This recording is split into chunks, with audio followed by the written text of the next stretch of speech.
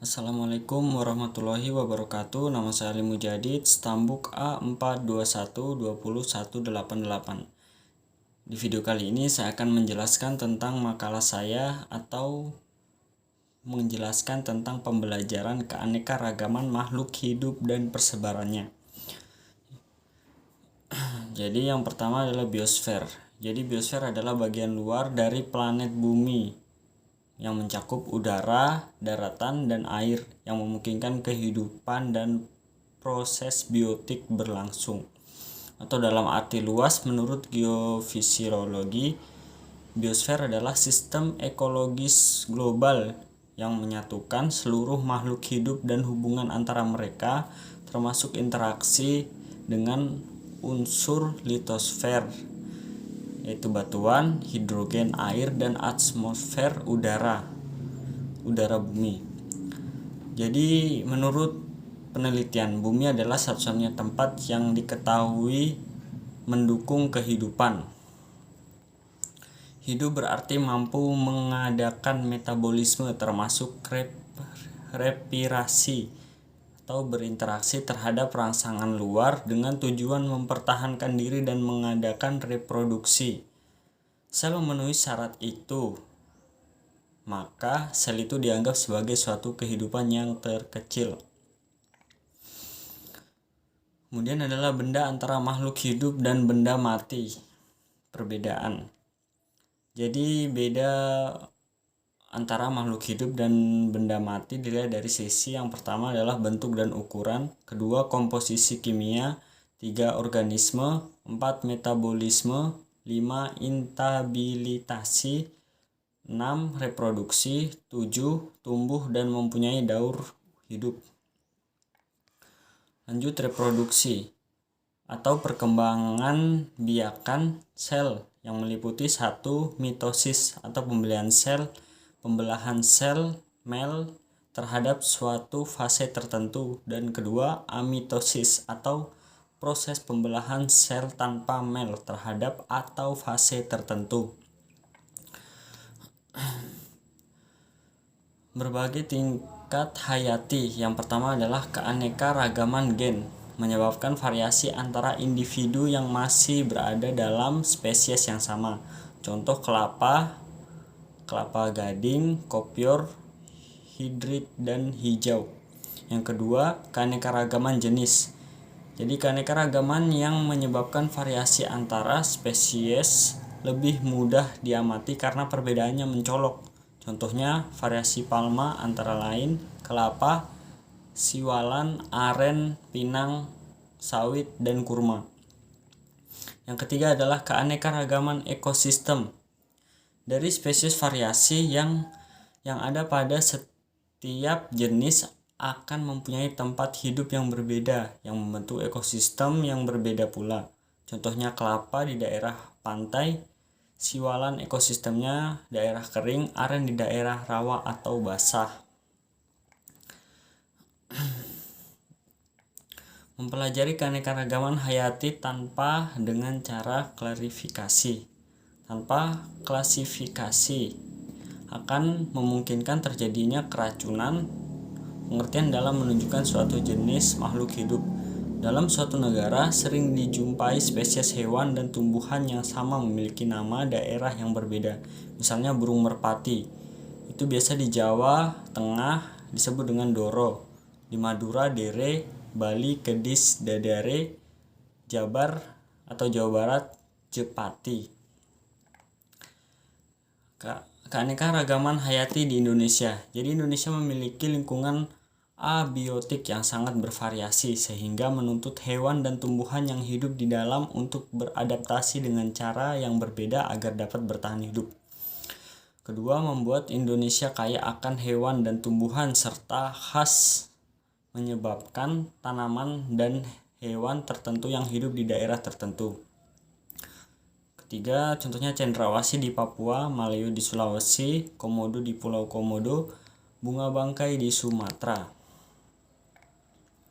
Ada 3 macam sistem klasifikasi. Yang pertama, sistem klasifikasi alamiah oleh Theopharus, dalam bahasa Latin polinomial. Yang kedua, sistem klarifikasi buatan oleh Carolus Linnaeus, dalam bahasa Latin binomial. Yang ketiga, sistem klarifikasi phylogenetik oleh Charles Darwin, dalam bahasa Latin binominal. Jadi asal mula kehidupan, bagaimana kehidupan di bumi terbentuk? Benih kehidupan di bumi yaitu asam amino dibawa oleh meteorit CR Chondrites dari luar angkasa yang terjadi setelah hujan meteor lebih dari 400 juta tahun yang lalu. Pada saat itu bumi diserang lebih dari 100 meteorit berukuran 1 km dalam waktu yang sangat singkat. Ternyata kehidupan tidak hanya bisa diselamatkan tapi justru terus berkembang. Teori asal mula kehidupan di bumi. Setidaknya ada 5 yang berhubungan dengan hal tersebut, yaitu teori kreasi khas atau makhluk hidup berasal dari zat supernatural atau gaib. Kedua, teori generation spontan atau makhluk hidup berasal dari benda tak hidup menurut Aristoteles. Ikan dan katak berasal dari lumpur, cacing berasal dari tanah. Kemudian ada persebaran dan sejarah perkembangan makhluk hidup. Jadi sejarah kehidupan bumi.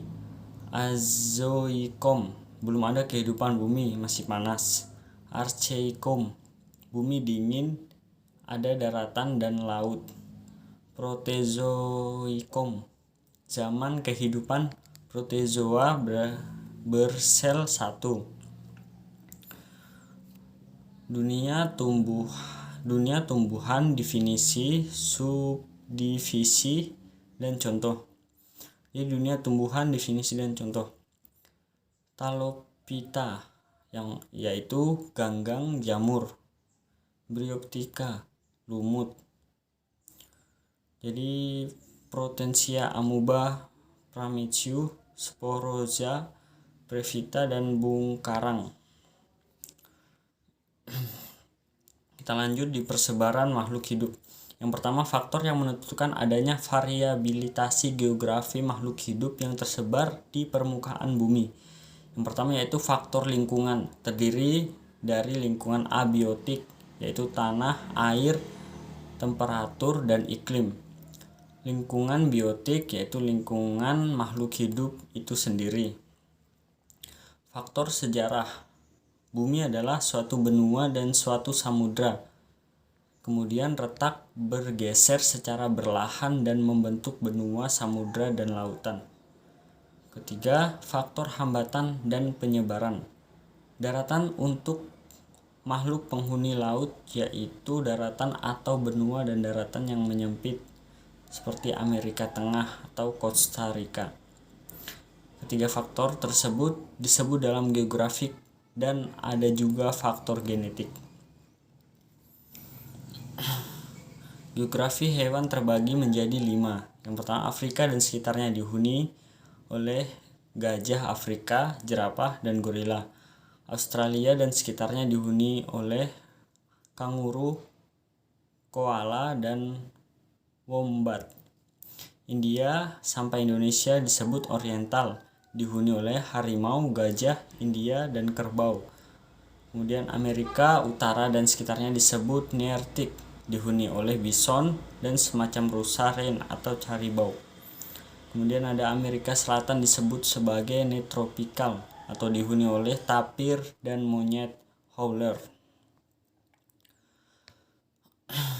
Jadi makhluk hidup selalu mengalami perubahan secara berlahan dalam jangka waktu lama. Perubahan tersebut dapat menyimpang dari struktur aslinya sehingga muncul jenis baru. Tumbuhan dan hewan yang ada di sekitar berasal dari makhluk hidup masa lalu. Proses perubahan makhluk hidup dalam jangka waktu relatif lama dinamakan evolusi. Baiklah, mungkin itu saja yang dapat saya jelaskan. Wassalamualaikum warahmatullahi wabarakatuh.